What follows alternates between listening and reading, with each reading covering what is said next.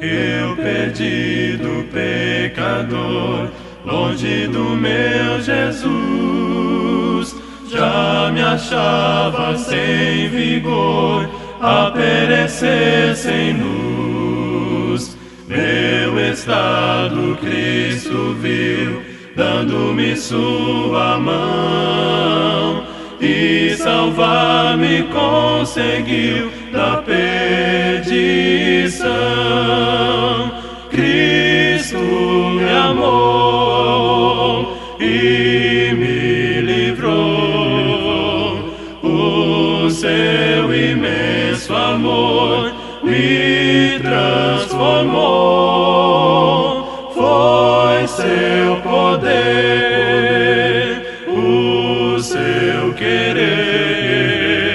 Sim, Cristo Salvador me transformou. Minha vida, todo ser, quero lhe consagrar.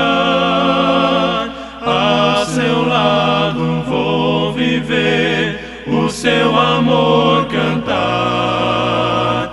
A mensagem transmitir aos que perdidos são. Venham todos já fruir a salvação. Cristo me amou e me livrou. O seu imenso amor me transformou. Foi seu poder, o seu querer. Sim, Cristo Salvador me transformou. Sim, Cristo Salvador me transformou.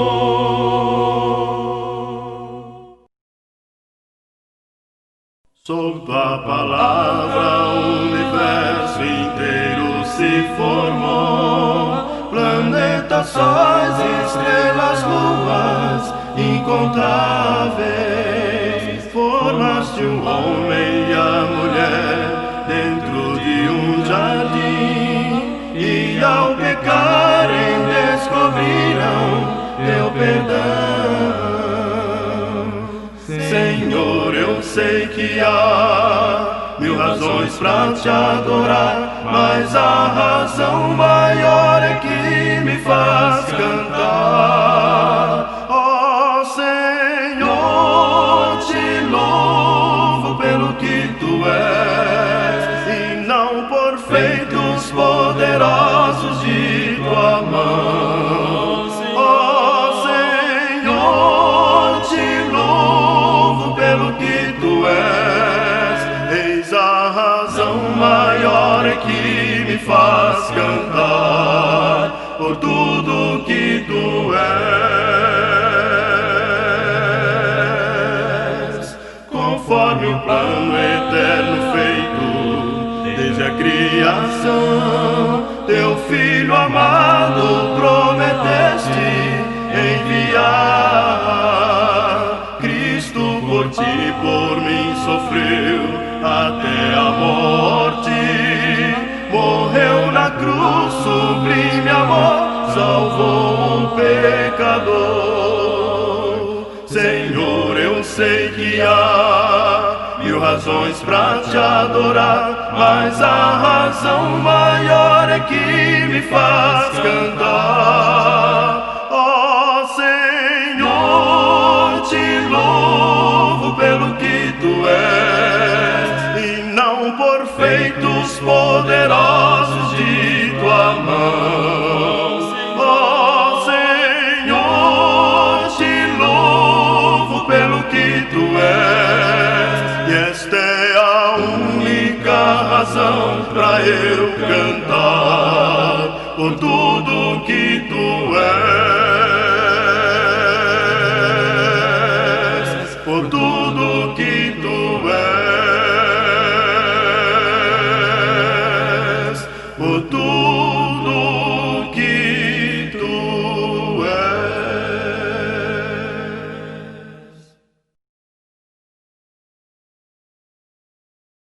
Se paz a mais doce me deres gozar, se dor a mais forte sofrer,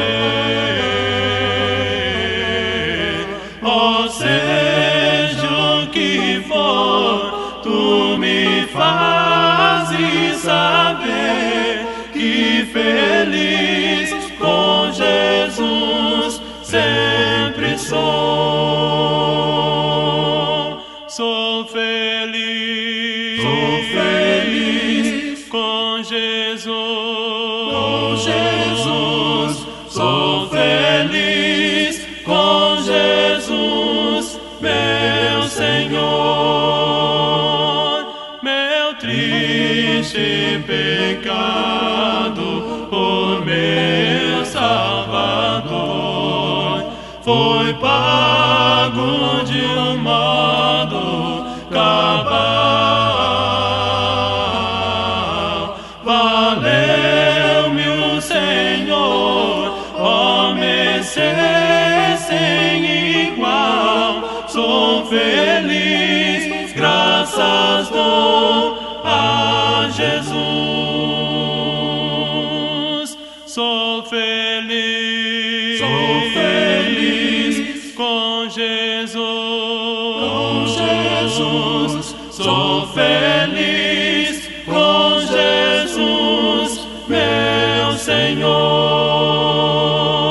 A vida eu anseio do meu Salvador, em breve virá me levar ao céu, onde vou para sempre morar, com remidos na luz do Senhor. Sou feliz com Jesus, sou feliz com Jesus, meu Senhor. Sou feliz com Jesus, sou feliz com Jesus, meu Senhor.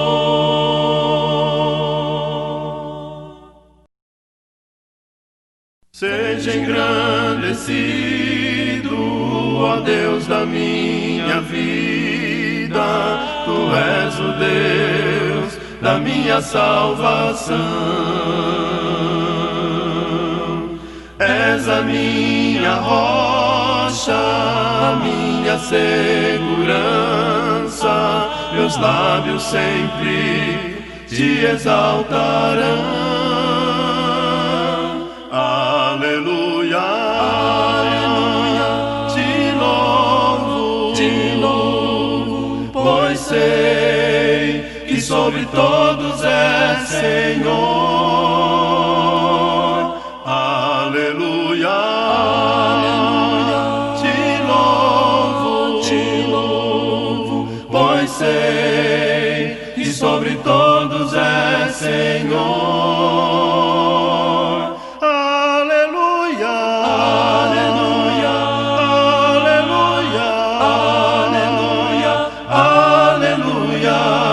Louvemos ao Senhor. Aleluia, aleluia, aleluia, aleluia, aleluia. Louvemos ao Senhor.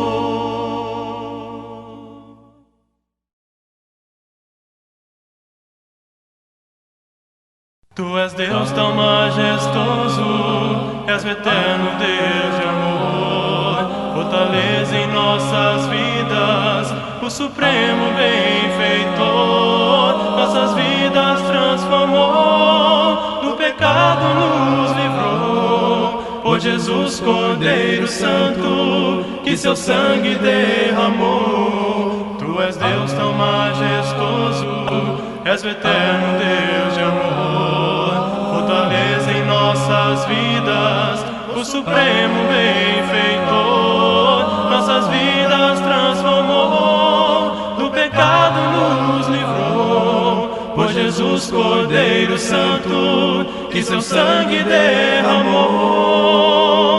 Em nossas vidas, Senhor, derrama da tua unção, para que vivamos em amor, segundo o seu coração. Em nossas vidas, Senhor, derrama da tua unção, para que vivamos em amor, segundo o seu coração. Dá-nos mais da tua graça, tua vontade vem fazer, e o poder do teu Espírito venha sempre nos encher, e assim na comunhão do teu povo congregado, com esperança, fé e amor, venceremos o pecado. Dá-nos mais da tua graça, tua vontade vem fazer, e o poder do teu Espírito venha sempre nos encher, e assim na comunhão do teu povo congregado, com esperança, fé e amor, venceremos o pecado. Em nossas vidas, Senhor, derrama da tua unção, para que vivamos em amor, segundo teu coração. Em nossas vidas, Senhor, derrama da tua unção, para que vivamos em amor, segundo teu coração. Em nossas vidas, Senhor, derrama da tua unção, para que vivamos em amor, segundo teu coração. Em nossas vidas, Senhor, derrama da tua unção, para que vivamos em amor, segundo teu coração.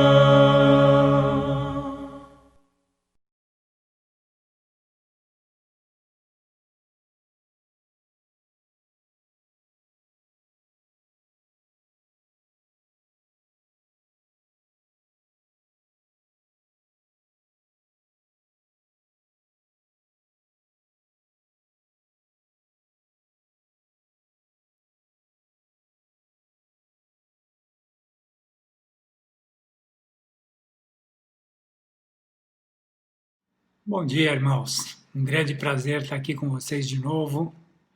Em 1 Coríntios 15:58, Paulo, que foi escolhido pessoalmente por Jesus para nos trazer a mensagem dele, nos exorta: mantenham-se firmes e que nada os abale. Sejam sempre dedicados à obra do Senhor, pois vocês sabem que, no Senhor, o trabalho de vocês não será inútil. E é isso que vamos fazer agora: adorar ao nosso único Deus. A essência da adoração é muito simples: dar a Deus a honra que Ele merece, aplaudir a grandeza do nosso Deus. Como diz lá no livro de Salmos 29, 1, 2, atribuam ao Senhor glória e força, atribuam ao Senhor a glória que o seu nome merece. Vamos reafirmar hoje a nossa fé e o nosso louvor no nosso único Deus, bom e poderoso. Nós te adoramos, Senhor. Obrigado por ser o nosso Deus. Obrigado, pois sua bondade e misericórdia certamente nos seguirão todos os dias da nossa vida. Alguns que estão aqui tiveram uma semana difícil, outros têm preocupações, medo, ansiedade, têm muito a pedir hoje a Deus. Alguns tiveram uma semana vitoriosa e querem apenas agradecer ao Pai. Não importa como foi essa semana que passou, todos aqui queremos louvar a Deus e entregar a Ele essa nova semana que se inicia. E é isso que vamos fazer: adorar Deus agora. Ainda não conhecemos nossos caminhos nessa semana que se inicia, mas o Senhor os conhece bem.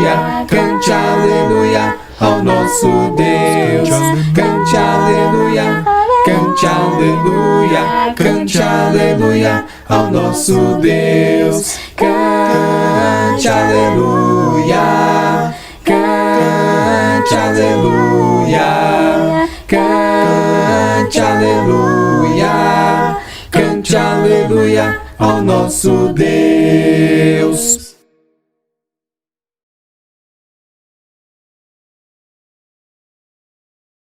Resplendente da vitória após a morte crucial, relevante está na glória meu Jesus celestial. Vive sim a cada dia edificando a sua grei, e com muita alegria eu bendirei. Senhor de paz, sou grande rei, assim verás bendirei. Eu sou feliz em Jesus, porque me quis com amor prazer de Jesus. É Jesus o meu amigo, meu irmão e protetor, que me ampara no perigo, dando paz e seu amor. Nesta vida eu prossigo jubiloso em Jesus, meditando no bendito que reluz. Senhor de paz, sou grande rei, assim verás bendirei. Eu sou feliz em Jesus, porque me quis com amor prazer de Jesus.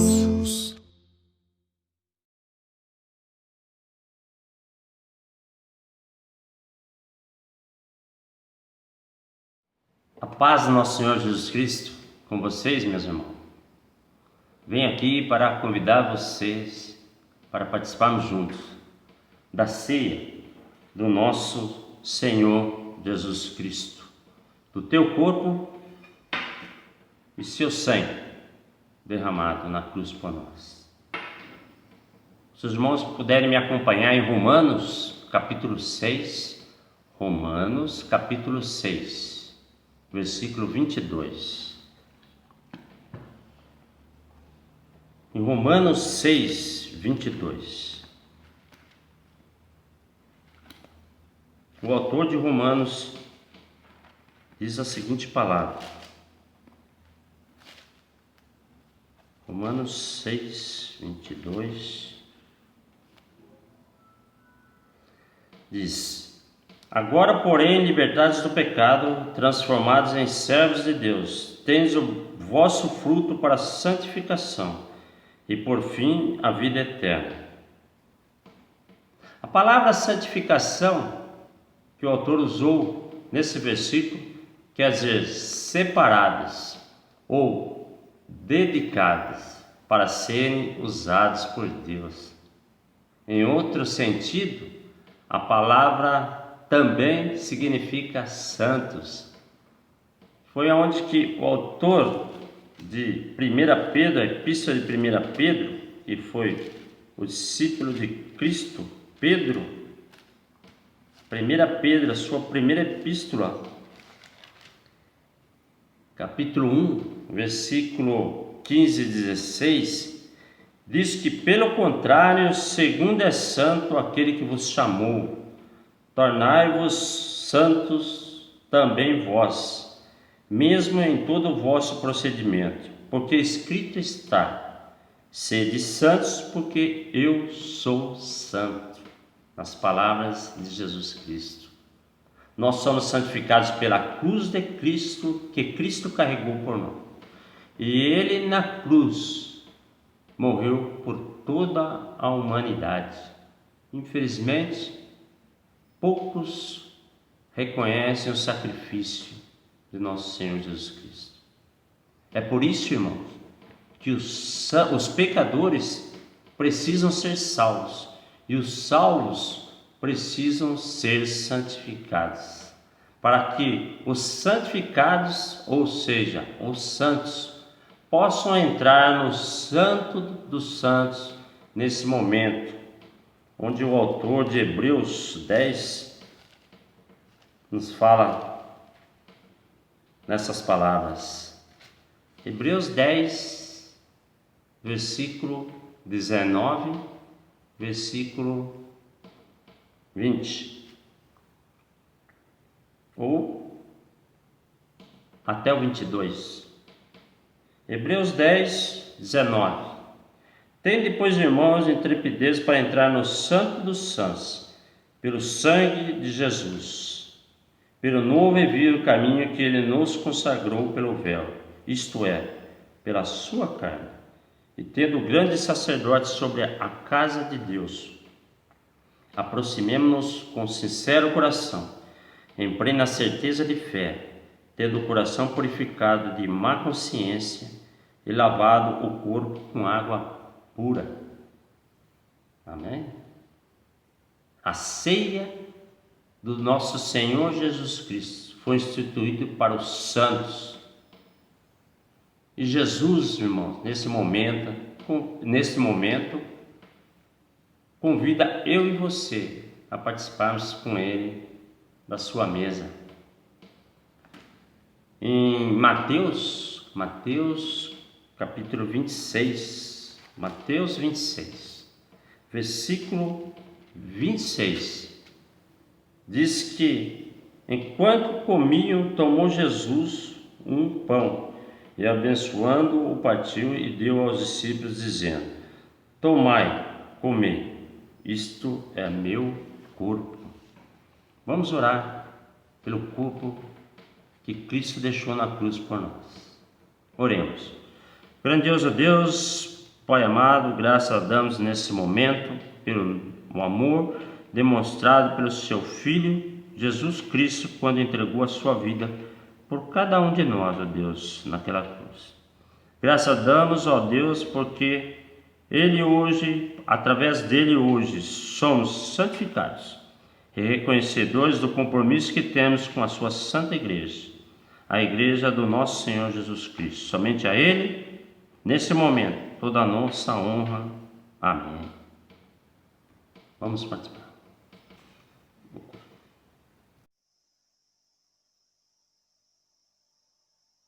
Digno de glória e honra, levantamos nossas mãos para teu nome exaltar. Digno de glória e honra, levantamos nossas mãos para teu nome exaltar, porque grande és tu, maravilhas fazes tu, não há outro igual a ti, não há outro igual a ti, porque grande és tu, maravilhas fazes tu, não há outro igual a ti,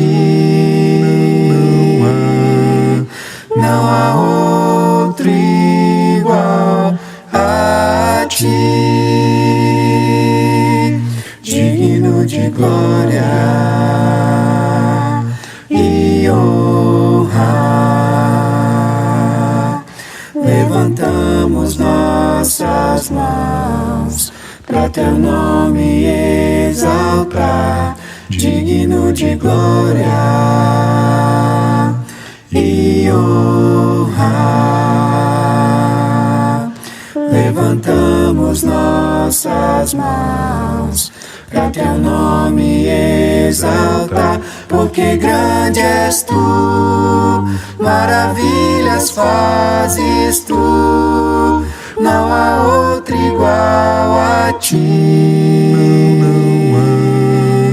não há outro igual a ti, porque grande és tu, maravilhas fazes tu, não há outro igual a ti, não há outro igual a ti.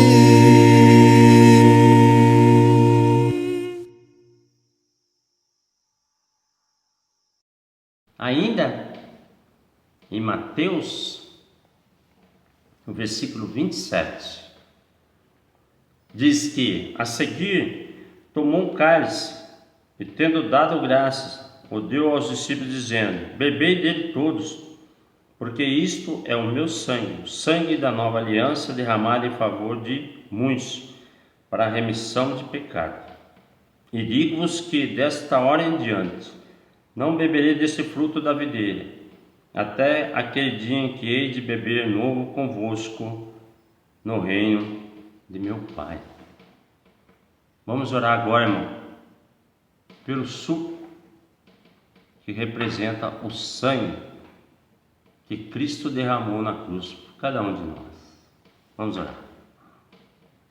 Ainda, Pai, nesta ceia, queremos agradecer pelo sangue do seu Filho derramado na cruz, pelo amor àqueles que hoje reconhecem esse sacrifício, os quais hoje representam a sua igreja e que reconhecem que somente seu Filho Jesus Cristo é o nosso Consolador para chegarmos a Ti, Deus. É em nome dele que te agradecemos nesse momento. Amém. Amém.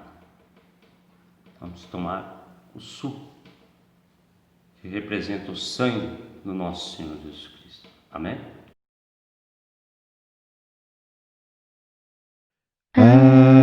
Aleluia,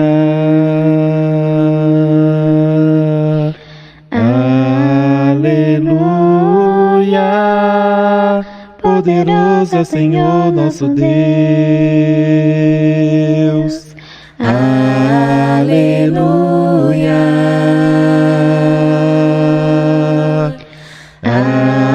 aleluia, poderoso é o Senhor nosso Deus. Aleluia, Santo, Santo é o Senhor Deus poderoso, digno de louvor, digno de louvor. Tu és santo, santo é o Senhor Deus poderoso, digno de louvor, digno de louvor. Amém. Aleluia.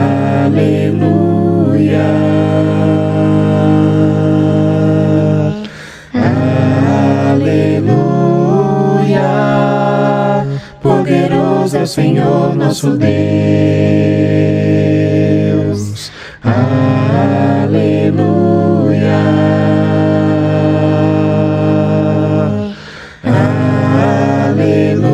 Aleluia. Poderoso é o Senhor nosso Deus. Aleluia. Santo, Santo é o Senhor Deus poderoso, digno de louvor, digno de louvor. Tu és santo, santo, santo é o Senhor Deus poderoso,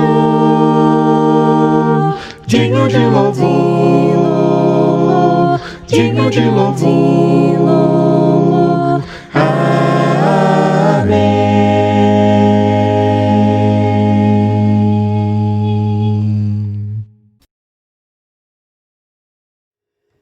Bom dia, igreja. Estamos aqui para agradecer e louvar a Deus por tudo que Ele tem feito por nós. Todas as bênçãos derramadas durante essa semana, e tudo que Ele tem feito de bom para conosco. Algumas pessoas perguntam assim: por que temos que ofertar a Deus? E eu tenho uma resposta que eu acho que faz muito sentido, né? Essa resposta eu pesquisei na internet e pesquisei também na Bíblia, né, que é a nossa referência, e eu obtive várias respostas. Eu vou falar para vocês por que devemos ofertar a Deus. Ofertar a Deus é uma forma de agradecer por tudo que Ele tem feito. Deus é o dono de todo o sustento e é Ele que nos dá tudo o que precisamos para viver. Ofertar é reconhecer o sustento que vem de Deus e que confiamos nele. A oferta sempre para manter a obra de Deus. Deus não precisa do dinheiro, mas cada igreja tem sua despesa. Ninguém é obrigado a ofertar, mas quem desfruta da igreja deve ajudar a mantê-la. Lembrando que em 2 Coríntios, versículo 9, do 6 ao 7, diz o seguinte: lembre-se, aquele que semeia pouco, também colherá pouco, e aquele que semeia com fartura, também colherá fartamente.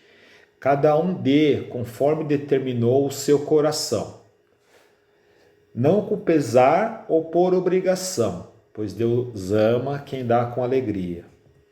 Em Provérbios 3, do 9 ao 10, também diz o seguinte: honre ao Senhor com todo o seu recurso e com os primeiros frutos de todas as suas plantações.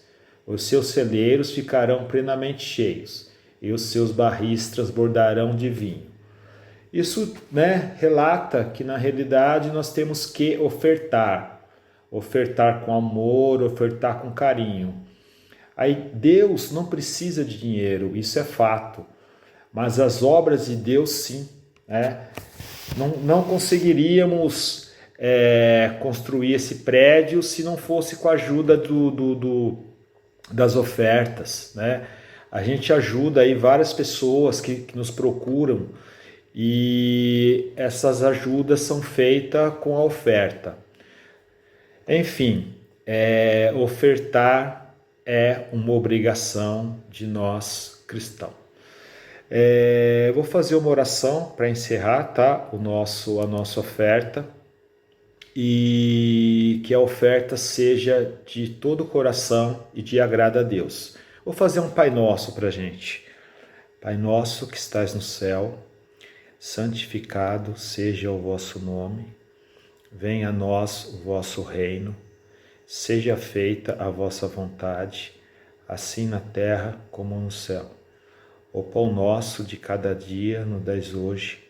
Perdoai as nossas ofensas, assim como nós perdoamos a quem nos tem ofendido. E não deixeis cair em tentação, mas livrai-me de todo mal. Amém. Muito obrigado, meu Pai. Que essa semana seja repleta de bênçãos para todos e que Jesus Cristo seja louvado. Em nome de Deus, nosso Senhor. Amém.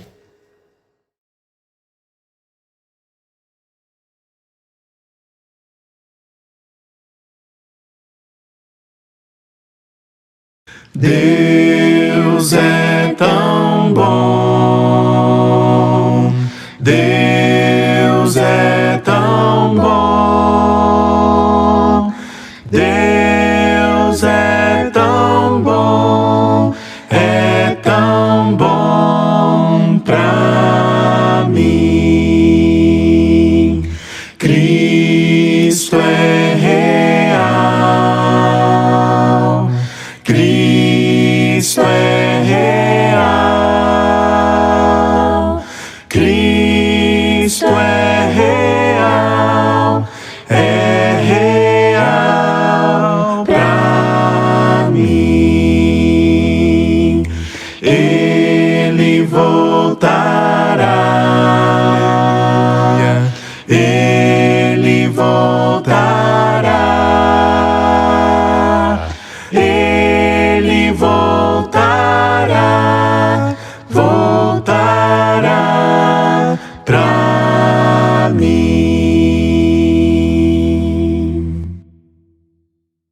Um bom dia, uma boa tarde, uma boa noite para você que está assistindo esse vídeo agora. Eu espero que você esteja passando bem e também espero que essa mensagem que eu vou trazer agora possa fazer sentido para a sua vida. Mas antes de começar a falar tudo que eu tenho para falar, eu gostaria que você orasse comigo para que Deus nos abençoe nos próximos minutos. Então vamos orar.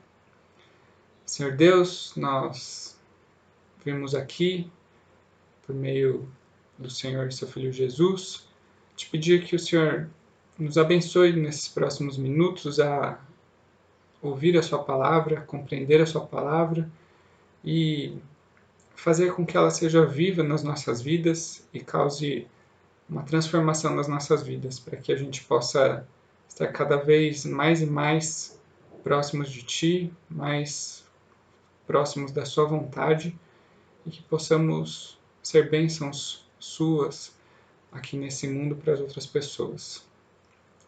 Obrigado por esse momento e em nome do Senhor e seu Filho Jesus que nós oramos e agradecemos. Amém. Muito bem, hoje eu gostaria de conversar com você um pouquinho sobre nosso relacionamento com Deus, sobre ter fé em Deus, né? E tentar responder uma pergunta que é feita pelos homens já há muito tempo. Eu também gostaria de pedir para você, desde já, que você tenha compreensão com a minha limitação de entendimento e de explicação das coisas. Eu não vou ser leviano aqui achando que nos próximos minutos eu vou responder perfeitamente e completamente essa pergunta que já vem sendo feita há muito tempo por toda a humanidade, mas eu te prometo que eu vou tentar responder essa pergunta com base naquilo que Deus deixou escrito na palavra, na sua palavra, né? A Bíblia Sagrada. Sabe, existem muitos obstáculos que impedem as pessoas de terem fé em Deus. Por exemplo, existem aqueles que não têm acesso à Bíblia, existem aqueles que não têm acesso a uma pessoa que explique a Bíblia para eles. Existem algumas pessoas que têm acesso à Bíblia e também a alguém que explique a palavra para eles, mas elas amam tanto a vida que andam tendo que se recusam a abandoná-la para buscar Cristo. Esse é um exemplo que a gente vê na passagem de João 3,19, né? Também há muitas pessoas que não conseguem encontrar fé por causa de falsos ensinos e de falsos mestres. E também há o triste caso de pessoas que se recusam a crer em Deus por causa da má conduta, do mau comportamento, do mau testemunho, né? De pessoas que elas já conhecem, que são crentes, que têm fé em Deus, mas se comportam mal, né? E por fim, há aquelas pessoas que se negam a acreditar em Deus porque não conseguem aceitar a ideia de que um Deus bom e misericordioso permite com que tanta injustiça e tanto sofrimento aconteça nesse mundo. Especialmente se essas coisas ruins acabam acontecendo com elas mesmas ou com pessoas que elas amam. Então, a pergunta que é feita já há muito tempo e que vem na cabeça das pessoas é: será que existe mesmo um Deus quando há tanto mal, tanto sofrimento e tanta injustiça nesse mundo? Se realmente existe um Deus todo-poderoso e misericordioso, por que ele não previne tudo isso? Então hoje eu gostaria de conversar com você sobre esse particular obstáculo que algumas pessoas têm para ter fé em Deus. É o famoso caso do dilema do sofrimento. Essa questão não é apenas um obstáculo à fé para os ateus ou talvez para aquelas pessoas que dizem não ter uma religião em particular, né? Mas também é um obstáculo para quem já se considera crente, sabe? Toda vez que eu leio alguma notícia sobre uma criança sendo estuprada, sendo morta, toda vez que eu leio uma notícia ou presencio, né, um incêndio, uma enchente, uma pandemia, como a gente está vivendo agora, né? Toda vez que eu vejo que uma pessoa que eu sei que não é boa, não tem um bom caráter, se dá bem, eu tento fazer, ou então que eu tento fazer, né, coisas para outras pessoas e essas coisas acabam não dando certo por alguma razão, eu acabo me perguntando, né? será que tudo isso que eu acredito sobre Deus, sobre Jesus, é realmente verdade? Por que Deus permitiu com que isso tudo acontecesse? E aquela história de Deus ser bondoso, ser misericordioso, como é que fica, né? Então, qualquer tentativa da gente responder essas perguntas exige que nós examinemos a própria existência do mal. Então, vamos lá, né? O que é o mal? Basicamente, existem dois tipos de mal nesse mundo. O primeiro mal é o chamado mal natural, que é aquele que a própria natureza faz acontecerem coisas conosco, contra a nossa vontade, contra o nosso bem-estar, né? Incêndios, acidentes, doenças, terremotos e todas essas coisas que causam um sofrimento indiscriminado nessa terra. Existe um segundo mal, que é o mal moral. Esse mal moral é aquele onde a vontade e a ação humana são evidentes, ou seja, crimes, trapaças, imoralidades, egoísmo e etc. Né? Coisas que as pessoas fazem a si mesmas e aos outros que são más e causam sofrimento e morte. O problema que temos com o mal é que ele afeta tanto quem é culpado quanto quem é inocente. E muitas vezes não há uma punição para aquelas pessoas que são culpadas, né? Essa é uma triste e inegável realidade da vida. Portanto, é justo concluir que um Deus bom e todo-poderoso, pelo menos no conceito cristão, né, de Deus, é justo concluir que um Deus bom e poderoso poderia prevenir esse mal todo, né, se ele quisesse. Algumas pessoas, por conta disso, né, acabam defendendo a sua descrença, dizendo: eu gostaria de acreditar no seu Deus, mas eu não consigo, porque se ele existisse, coisas ruins não aconteceriam a pessoas boas. Esses são os que ouviram o Evangelho e querem acreditar no que ouviram, mas quando eles olham para o mundo todo aí, né, e todo esse dilema do sofrimento, eles se recusam a aceitar um Deus que permite tudo isso. Mas se a gente quer desenvolver a nossa fé, a gente precisa continuar perguntando algumas coisas. A gente já falou sobre o que é o mal, mas de onde vem o mal? O cristianismo ensina que o mal, em todas as suas formas, é resultado da desobediência a Deus. O primeiro exemplo de desobediência que conhecemos é a rebelião de Satanás antes da criação do mundo.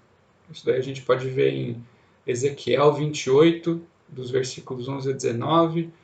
Também tem no livro de 2 Pedro, capítulo 2, versículo 4. Satanás se recusou a permanecer na posição para a qual Deus tinha criado ele, e ele desobedeceu essa ordem e continuou nesse padrão de rebelião com a tentação bem-sucedida de Adão e Eva, né? Que a gente vê lá em Gênesis 3. Os efeitos negativos dessa desobediência aumentaram conforme os descendentes de Adão e Eva foram se multiplicando na Terra. A cada geração que surgia, a desobediência a Deus, por meio de um comportamento ímpio, só aumentava. E isso segue até os dias de hoje, né? Vamos ler. Queria ler uma passagem com vocês aqui, a primeira de algumas. Romanos 5,12. Se você tem a sua Bíblia, abre a sua Bíblia em Romanos 5,12, que diz assim: portanto, da mesma forma como o pecado entrou no mundo por um homem, e pelo pecado a morte, assim também a morte veio a todos os homens, porque todos pecaram. Então, o resultado dessa desobediência acumulada é o mal que vemos no mundo de hoje. E o sofrimento causado por esse mal, e não por Deus, né, nós vemos isso expresso tanto no mal moral, quanto no mal natural e nas consequências de cada um. Queria falar agora um pouquinho então sobre que o mal moral causa sofrimento, né? A violência, a imoralidade e o ódio no mundo são causados pela relutância do homem em amar e obedecer a Deus e amar o seu próximo como a si mesmo. Algumas pessoas pensam que a injustiça e a pobreza são a fonte do mal, mas isso não é verdade. A injustiça e a pobreza são consequências do mal. A fonte do mal é o pecado. Se você pudesse identificar qual é a raiz de cada crime, de cada lar quebrado, né, de cada lar desfeito, de cada caso de abuso emocional, de abuso físico, você vai descobrir que lá na raiz tem algum pecado. Pode ser o pecado do orgulho, o pecado da luxúria, do egoísmo, da raiva, só alguns para dar exemplo. Mas o pecado é a verdadeira causa do sofrimento do homem. Tem a famosa passagem, né, em Romanos 6:23, que diz: pois o salário do pecado é a morte. Quando Paulo escreveu isso, que o salário do pecado é a morte se manifesta no mundo não apenas quando você vai a funerais, né, que você vê lá uma pessoa morta, mas a morte também se manifesta no mundo por meio do mal. O sofrimento é o resultado da desobediência do homem. Por exemplo, o mandamento de Deus é, né, não matarás. Êxodo 20:13 é a passagem, Êxodo 20:13. O homem, por causa do ciúme, da raiva, da ganância, do orgulho, desobedece a esse mandamento e mata o outro ser humano. Esse assassinato tira a vida de uma pessoa, mas junto com esse assassinato vem o sofrimento e a angústia das famílias, tanto do assassino quanto da vítima. Essa é a linha de raciocínio que o mal moral segue, da desobediência ao sofrimento. Mas, como eu disse, além do mal moral, também tem o mal natural. E aí você pode já estar se perguntando, né? Bom, até agora o Vitor só falou sobre o mal moral. Esse eu até consigo entender que tem a ver com o pecado, né? Porque, afinal de contas, o mal moral é o homem que causa, e o homem é pecador. Mas o que o pecado do homem tem a ver com o mal natural? Porque, assim, nenhum homem tem o poder de causar um terremoto, causar um furacão, causar um tsunami, né? Ou então, assim, uma criança inocente que morre de câncer, como é que essa criança é responsável pelo próprio sofrimento ou pelo sofrimento da sua família? Qual que é a relação disso com o pecado, né? Muito bem, a resposta para essa pergunta requer algumas informações que explicam como a natureza, né, o meio ambiente, foi corrompido após o pecado de Adão e Eva. Deus tinha criado tudo perfeito nesse mundo, para o homem usufruir e viver bem. Mas com o pecado ocorre também um colapso ecológico. A partir do versículo 17 do capítulo 3 de Gênesis, a gente lê que a terra se tornou maldita. O alimento seria obtido com sofrimento, e não haveriam apenas bons frutos na terra, mas também coisas ruins. Até algumas versões da Bíblia escrevem assim, né, como espinhos e ervas daninhas. Esses foram os sinais do colapso total que estava por vir. O tempo foi passando, a desobediência do homem foi aumentando, a desintegração social também foi aumentando, até que acabou acontecendo o maior desastre natural da história da humanidade, que é o dilúvio dos dias de Noé. Agora eu queria pedir um pouquinho a licença de vocês para a gente sair um pouco do que a Bíblia diz e usar um pouco do que a literatura científica diz. Existe um autor chamado Henry Morris. Ele foi um estudioso, influente, conhecido por crentes e por céticos também. Ele ficou conhecido como o pai da moderna ciência da criação. O livro mais famoso dele é chamado O Dilúvio de Gênesis. Esse Henry Morris, ele explica como hidrologistas, que são cientistas que estudam os efeitos da pressão da água na Terra, né?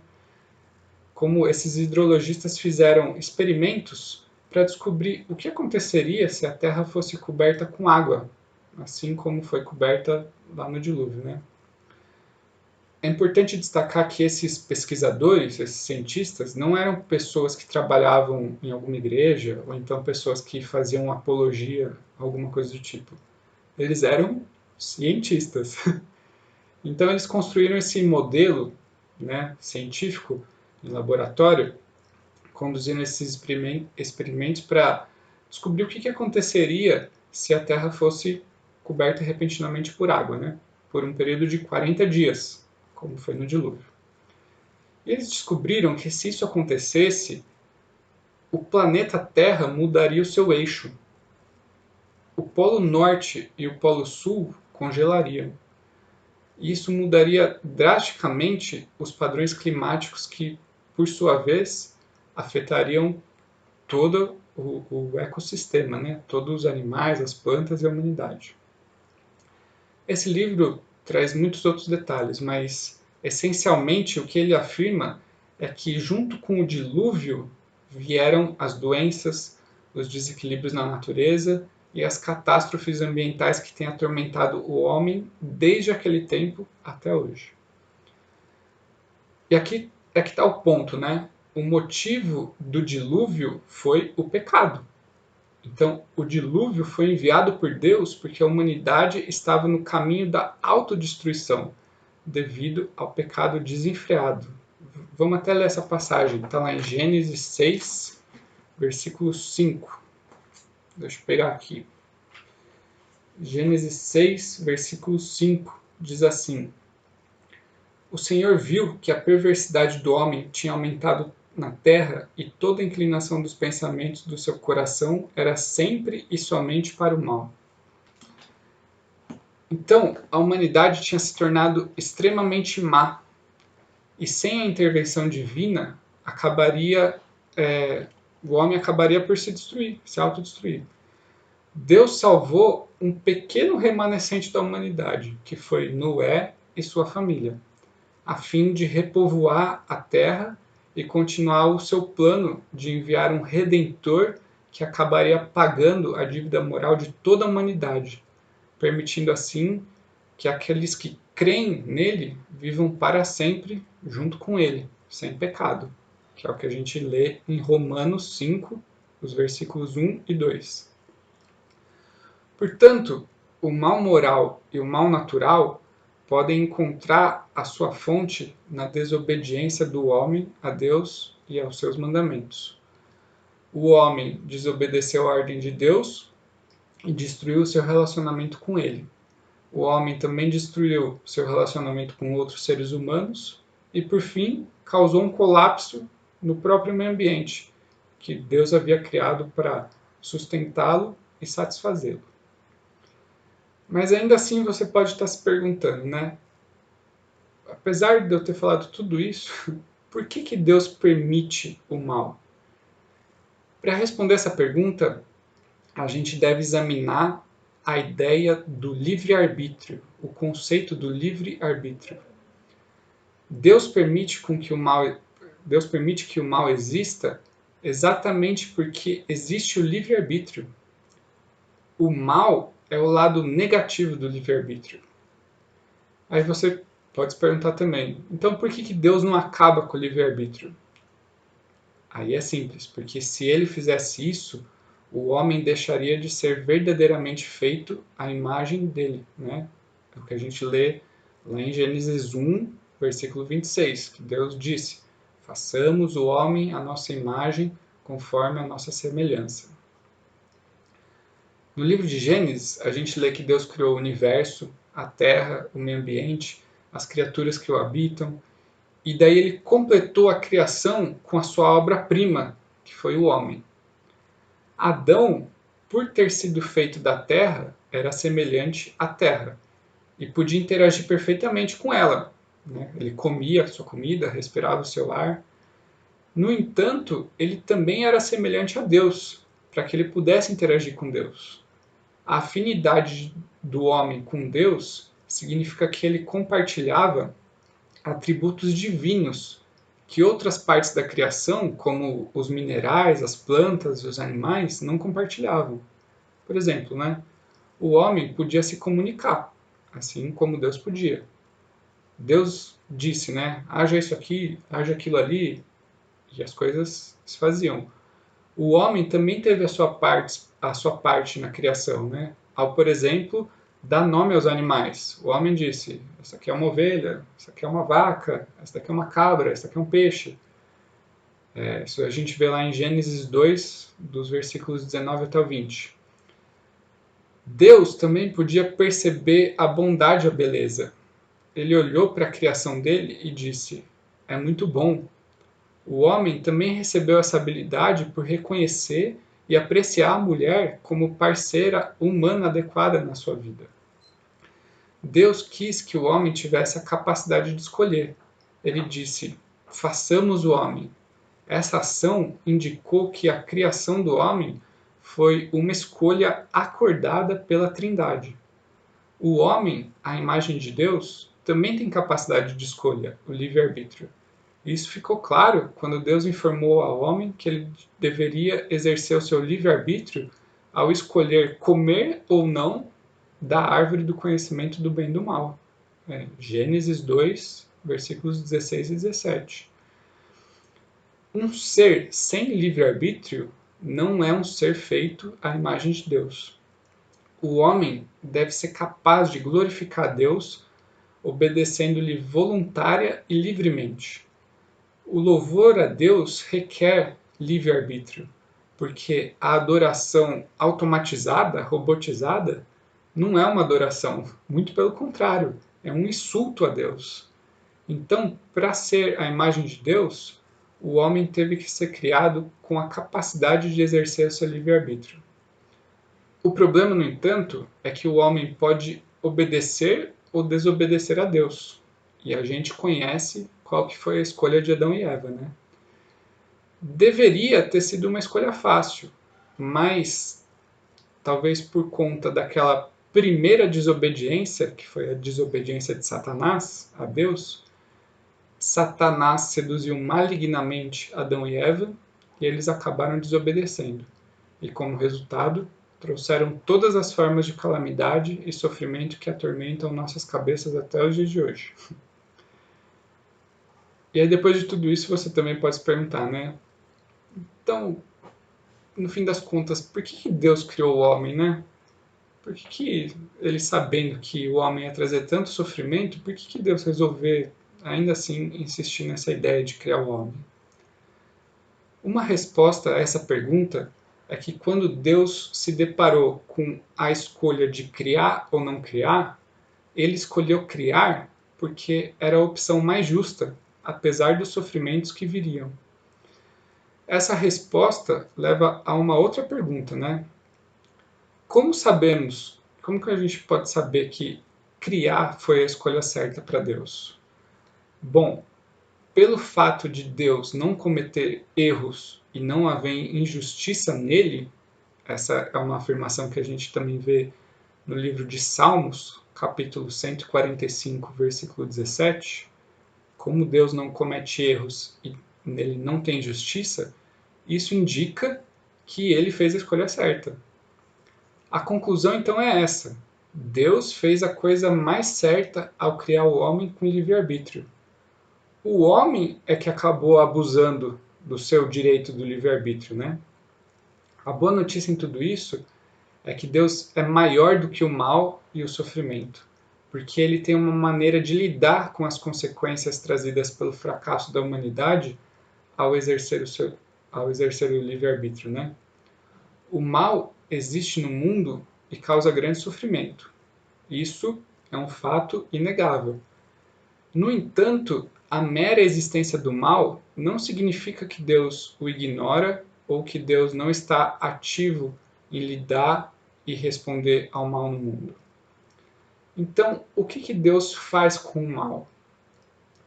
Quando as pessoas falam sobre o problema do mal, elas pensam que o mal existe sem que Deus faça nada a respeito, né? Sem que Deus faça alguma coisa a respeito. O que elas deixam de ver são as coisas que Deus faz ativamente em resposta ao mal. Por exemplo, são 3 exemplos. O primeiro: Deus limita o mal? Você já pensou nisso? Há um mal terrível no mundo e a taxa de sofrimento é grande. Mas desde o início, Deus usou uma variedade de maneiras para limitar a quantidade do mal e a extensão do sofrimento. Vou falar algumas dessas maneiras que Deus usou, né? Por exemplo, ele limitou o tempo de vida do homem. Antes do dilúvio, se a gente for ver na Bíblia, quando a Terra ainda estava em relativa harmonia, né, o homem vivia por séculos. Gênesis 9, 28 e 29 fala, por exemplo, o tanto de tempo que Noé viveu. Após o dilúvio, no entanto, o tempo de vida do homem diminuiu para o que é hoje. É o que a gente vê, por exemplo, lá em Salmos 90. Vamos lá. Salmos 90, versículo 10. Fala assim: os anos de nossa vida chegam a 70 ou a 80 para os que têm mais vigor. Entretanto, são anos difíceis e cheios de sofrimento, pois a vida passa depressa e nós voamos. Então, essa expectativa de vida média, né, de 70 a 80 anos, foi escrita há quase 4.000 anos atrás. Então, esse limite de tempo de vida que Deus deu ao homem acaba fazendo com que os homens maus tenham menos tempo para fazer as maldades e também faz com que os homens bons tenham menos tempo para sofrer. Outra coisa que Deus faz, né, além de limitar o mal, é que ele nos dá o poder de fazer o bem. Deus criou o homem de tal forma que, apesar de seus pecados e fraquezas, o homem ainda é capaz de fazer o bem. Essa é outra maneira com que Deus lida com o mal, né? Apesar do mal do mundo, ainda existe a possibilidade de alegria que vem da convivência familiar, da convivência com os amigos, da apreciação daquilo que é belo em todas as suas formas, de aproveitar as delícias da criação que nos cerca, assim como também dos prazeres que o nosso trabalho proporciona, as atividades recreativas proporcionam. Deus poderia ter nos amaldiçoado completamente e nos deixado sem nenhuma possibilidade de alegria nessa terra. Mas não foi isso que ele fez. A gente ainda pode encontrar motivos para sorrir, apesar dos nossos sofrimentos e decepções. Todas essas coisas boas também são chamadas de bênçãos, né? As bênçãos que acontecem nas nossas vidas. E elas vêm de Deus e não de Satanás. E outra forma que Deus se utiliza para limitar o mal é nos dando conhecimento. Deus nos proveu de conhecimento para a gente resolver os muitos problemas que a gente enfrenta aqui na Terra. Então, avanços científicos, invenções da engenharia, descobertas da medicina, avanços sociais e tecnológicos são possíveis porque a misericórdia de Deus capacita os homens a multiplicarem o conhecimento para o seu próprio conforto e progresso. Todo conhecimento vem de Deus e o progresso que o homem fez na compreensão e na exploração da criação para o seu próprio bem e para o alívio do sofrimento nada mais é do que o que Deus ordenou lá no Jardim do Éden, quando ele disse ao homem que ele deveria encher a terra e subjugá-la. É o que está lá em Gênesis 1, 28. O homem reduziu o sofrimento e eliminou muito do mal no mundo por meio da misericórdia e da iluminação de Deus. Então, além de Deus limitar o mal, ele também usa o mal para nos ensinar. Deus não acaba com o mal porque ele é o resultado direto da escolha do homem. Acabar com o mal significa acabar com o poder de escolha, o livre-arbítrio. E acabar com o poder de escolha significa eliminar o homem como um ser de pensamento livre e independente. Deus usa o mal no mundo para ensinar à humanidade lições sobre o bem, coisas que o homem conhecia, mas perdeu por causa do pecado. Por toda a Bíblia, a gente vê exemplos desse tipo de ensino, né? Jó é um excelente exemplo do uso que Deus faz do mal para ensinar seus filhos a amadurecerem. Jó foi vítima tanto do mal natural quanto do mal moral, aqueles dois maus que a gente falou. Os filhos de Jó, morreram por conta de um vendaval que destruiu a casa dele, né? O próprio Jó teve uma doença de pele terrível. Os servos e as propriedades, os animais de Jó foram saqueados por outros homens. Enfim, ele sofreu dos dois maus. Mas Jó, no começo, não conseguia entender por que uma pessoa justa como ele deveria sofrer os efeitos do mal. Mas um dia, ele finalmente aprendeu que não era capaz de julgar a Deus e compreender a sua criação com base apenas na sua experiência humana. O conhecimento de Jó era válido, mas era limitado.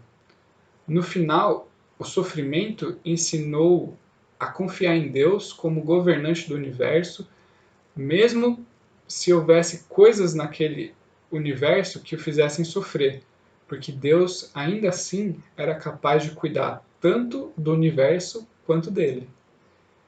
Isso é o que acontece quando a gente sofre, né? A gente começa a perder a confiança de que Deus pode cuidar de nós.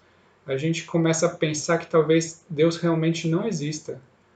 A gente tem dificuldade em entender porque esse mal específico está acontecendo com a gente, né? Conosco.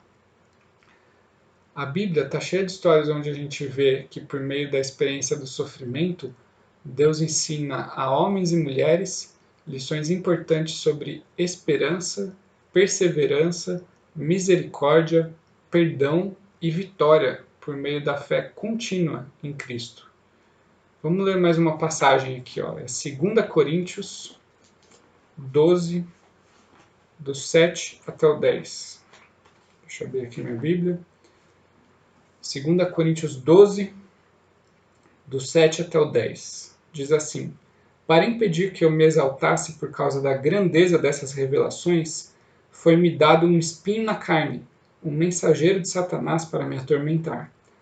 3 vezes roguei ao Senhor que o tirasse de mim, mas ele me disse: minha graça é suficiente para você, pois o meu poder se aperfeiçoa na fraqueza. Portanto, eu me gloriarei ainda mais alegremente em minhas fraquezas, para que o poder de Cristo repouse em mim. Por isso, por amor de Cristo, regozijo-me nas fraquezas, nos insultos, nas necessidades, nas perseguições, nas angústias. Pois quando sou fraco, é que sou forte. Nessa passagem, Deus sabia que Paulo estava sofrendo? Sim, Deus sabia. Deus havia perdido o controle da situação? Não. Deus se importou? Sim. No entanto, o propósito de Deus com o sofrimento era diferente do propósito de Paulo. Paulo apelava, né? Ele falava, pare com o sofrimento agora. Mas a mensagem que Deus estava tentando transmitir era: o sofrimento acabará quando você aprender a lição que este mal está te ensinando. O apóstolo Paulo serviu a Deus fielmente. Ele teve sucesso em plantar igrejas por todo o Império Romano. Ele escreveu boa parte do Novo Testamento e ainda assim foi por meio do sofrimento que Deus foi capaz de lhe ensinar as lições inestimáveis de contentamento, confiança e submissão. Mais uma passagem sobre ensinamentos que a gente pode ter no meio do mal, né? Tiago, capítulo 1, dos versículos 2 até 4. Tiago 1, de 2 até o 4, diz assim: meus irmãos, considerem motivo de grande alegria o fato de passarem por diversas provações, pois vocês sabem que a prova da sua fé produz perseverança. E a perseverança deve ter ação completa, a fim de que vocês sejam maduros e íntegros, sem lhes faltar coisa alguma. Tiago nos diz que devemos considerar como motivo de grande alegria o fato de enfrentarmos várias provações. E por que ele diz isso? Ele ensina isso porque, por meio do mal e do sofrimento presente nesse mundo, Deus pode nos ensinar algumas lições mais importantes que precisamos aprender sobre a fé. Portanto, a gente já viu o que Deus faz com o mal, né? Ele limita o mal e usa o mal para nos ensinar. Mas a terceira coisa é que Deus permite com que o mal exista, mas Ele não permite com que o mal vença. Toda vez que um desastre acontece, nós também vemos uma resposta de bondade para isso. Veja, por exemplo, o que aconteceu lá na tragédia de Mariana, né? Quando a barragem quebrou. Os bombeiros estavam lá trabalhando para resgatar as pessoas, voluntários vindos de toda parte do mundo também se apresentaram para fazer sua parte, empresas doaram equipamentos e tecnologias, alimentos e roupas também foram doados. Tudo isso foi feito em um esforço para subjugar o mal indescritível que acabou acontecendo com aqueles inocentes naquele dia. O bem não apagou o mal, mas ele se mostrou incomensuravelmente, uma palavra difícil, ele se mostrou incomensuravelmente melhor e mais forte do que o mal, não importando o quão notório esse mal fosse. É claro que a resposta final ao mal é Jesus Cristo. Deus permitiu que o mal existisse, mas ele respondeu ao problema do mal de uma vez por todas por meio do seu Filho, Jesus. O pecado é a fonte do mal e a morte é o seu fim inevitável. Mas Jesus morreu na cruz para pagar a pena devida por cada pecado cometido, por cada pessoa que já viveu nesse mundo e por cada pessoa que ainda vai viver nesse mundo, e por todo o mal que foi gerado. Olha só o que diz lá em 1 Pedro, vou pegar a Bíblia aqui de novo, 1 Pedro 2, versículo 24, diz assim: Ele mesmo, Jesus, né? Ele mesmo levou em seu corpo os nossos pecados sobre o madeiro, a fim de que morrêssemos para os pecados e vivêssemos para a justiça. Por suas feridas vocês foram curados. Em outras palavras, o problema do mal, do pecado, foi resolvido pela cruz. E o problema da morte foi superado pela ressurreição de Jesus. O mal existe agora. O mal cria sofrimento agora. O mal leva à morte agora. No entanto, Deus lidou com o mal, com o sofrimento e com a morte, oferecendo-nos perdão pelo mal que praticamos e esperança por uma vida com Ele, onde não haverá mal ou sofrimento. Imagine se não houvesse a possibilidade do perdão pelo mal que todos nós cometemos. Deus providenciou uma medida de alívio para o sofrimento que experimentamos, bem como apoio e segurança enquanto passamos por nossas provações. Ele nos deu, aqui ó, sua palavra, a Bíblia. Ele nos deu o Espírito Santo. Essas são as coisas que nos sustentam em nosso sofrimento. Ele também nos deu a promessa da ressurreição e vida eterna após a morte. E tudo isso foi confirmado pela ressurreição de Jesus e oferecido a todos por meio do Evangelho. Saiba que, embora Deus permita o mal e o sofrimento, Ele oferece solução para eles. Não é triste que as pessoas muitas vezes veem o mal no mundo, mas recusam a aceitar a solução de Deus para ele? A solução é Jesus. Olha só. Jesus Cristo revela e prova a existência de Deus, né? Isso é o que a gente vê lá em Romanos, capítulo 1, dos versículos 1 até o 4, que fala assim: Paulo, servo de Cristo Jesus, chamado para ser apóstolo, separado para o Evangelho de Deus, o qual foi prometido por ele de antemão por meio dos seus profetas nas Escrituras Sagradas, acerca de seu filho que, como homem, era descendente de Davi e que, mediante o Espírito de Santidade, foi declarado Filho de Deus com poder pela sua ressurreição dentre os mortos, Jesus Cristo, nosso Senhor. Ainda no livro de Romanos, se a gente for um pouquinho mais para frente, Romanos 5, versículo 1, a gente vê que Jesus Cristo remove as barreiras do pecado e da condenação e faz a paz entre Deus e o homem. Olha só o que diz, Romanos 5, 1. Tendo sido, pois, justificados pela fé, temos paz com Deus por nosso Senhor Jesus Cristo. Jesus também permite que uma pessoa esteja em paz consigo mesma e tenha esperança para o futuro. Isso a gente vê em Romanos 8, versículo 1. Portanto, agora já não há condenação para os que estão em Cristo Jesus. E por fim, Jesus capacita a todos que acreditam nele para viver em harmonia com Deus e com os outros no mundo, apesar das falhas de cada um e do sofrimento causado pelo mal, que é o que a gente vê em Romanos 12, dos versículos 1 e 2. Romanos 12, 1 e 2 fala: Portanto, irmãos, rogo-lhes pelas misericórdias de Deus que se ofereçam em sacrifício vivo, santo e agradável a Deus. Este é o culto racional de vocês. Não se amoldem ao padrão deste mundo, mas transformem-se pela renovação da sua mente, para que sejam capazes de experimentar e comprovar a boa, agradável e perfeita vontade de Deus. Portanto, meus queridos, o mal e o sofrimento não vão nos abandonar, porque eles estão intimamente ligados com a própria existência do ser humano. E o ser humano também não vai desaparecer assim do nada deste mundo, né? Mas Deus está presente e Ele está cuidando de tudo. Ele está limitando o mal e usando para ensinar lições aos homens, sendo que a maior delas é que temos o poder de interromper os efeitos do mal nas nossas vidas por meio de Jesus Cristo.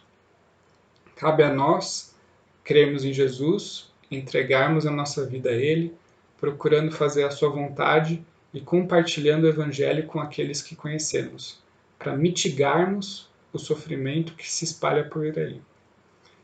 E é isso. Como eu disse lá no começo, eu espero que essa mensagem tenha feito sentido para você e que sua fé em Deus e em Jesus possa se renovar a cada manhã. Um abraço, fique com Deus. Tchau, tchau. Tua voz me chama sobre as águas, onde os meus pés podem falhar. E ali te encontro no mistério, em meio ao mar, confiarei. Ao teu nome clamarei, além das ondas olharei. Se o mar crescer, somente em ti descansarei, pois eu sou teu e tu és meu.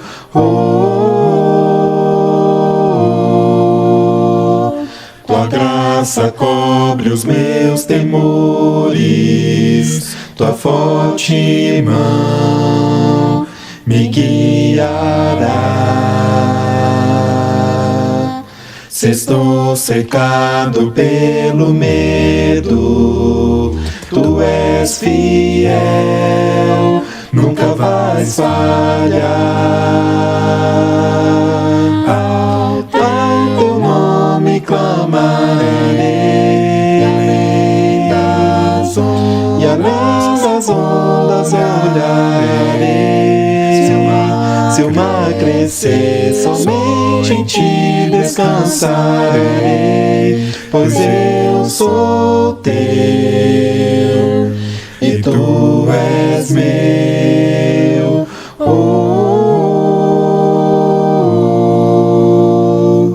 Guia-me para que em tudo em ti confie, sobre as águas eu caminhe, por onde quer que chames. Leva-me mais fundo do que já estive, e minha fé será mais firme, Senhor, em tua presença. Guia-me para que em tudo em ti confie, sobre as águas eu caminhe, por onde quer que chames. Leva-me mais fundo do que já estive, e minha fé será mais firme, Senhor, em tua presença.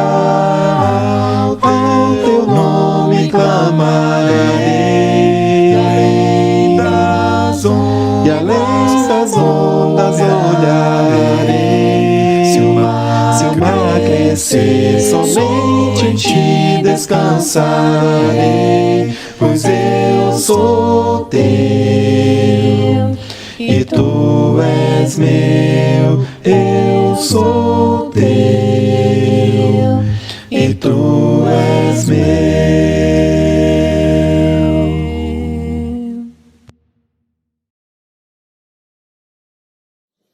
Olá, meus queridos irmãos.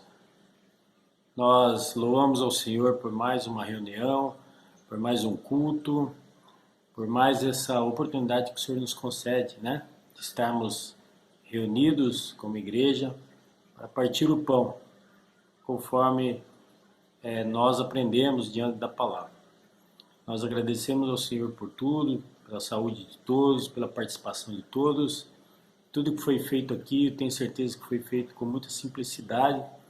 Com certeza o Senhor agradou do nosso culto racional aí. Então curvamos as nossas cabeças, vamos agradecer ao Senhor para o final desse culto. Amém? Grande Deus, eterno Pai, Pai de nosso Senhor e Salvador Jesus.